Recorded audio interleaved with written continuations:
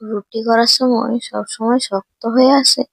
আজকের পর থেকে কিন্তু আর হবে না এই প্রসেসে রুটিটা বানালে। দেখুন, আমি 2 কাপ মতো আটা, তারপর মতো নুন নিয়ে ভালো করে মাখিয়ে নিলাম।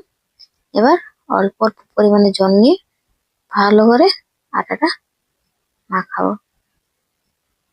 একবারে জলটা নেব না, আমি অল্প অল্প করেই নেব।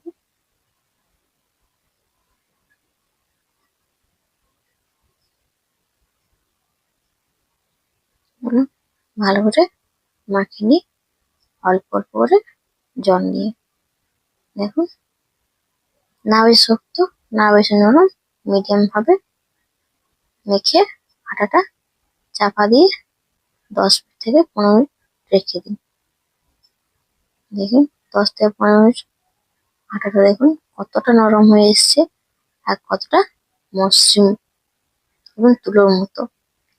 এবার রুটির জন্য লেচি কেটে নিলাম, ভালো করে শেপ দিয়ে দিচ্ছি যাতে বেলতে সুবিধা হয়। চলুন এবার বেলে নিই।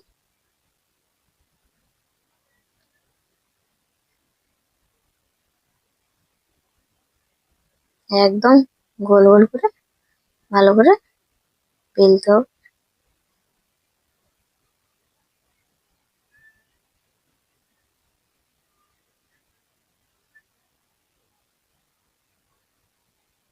দেখুন,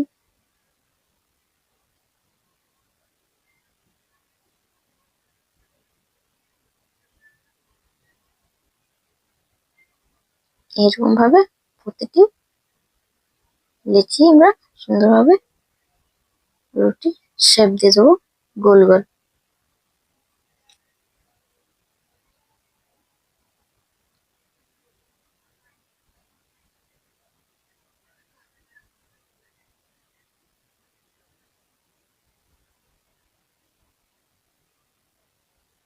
এভাবে গোল গোল সব কটা রুটি বেলে নিচ্ছি।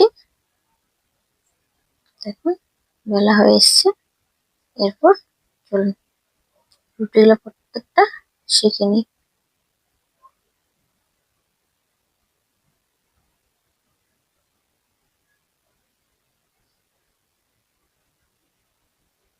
এপাশ ওপাশ ভাবে ভালো করে পাল্টে পাল্টে রুটিটা সেঁকে নিচ্ছি।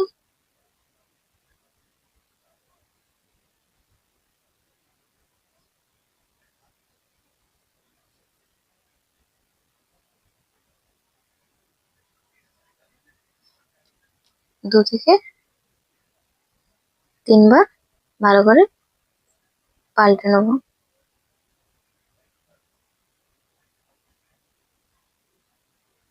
প্রতিটি রুটি খুব সুন্দরভাবে ফুলছে দেখুন।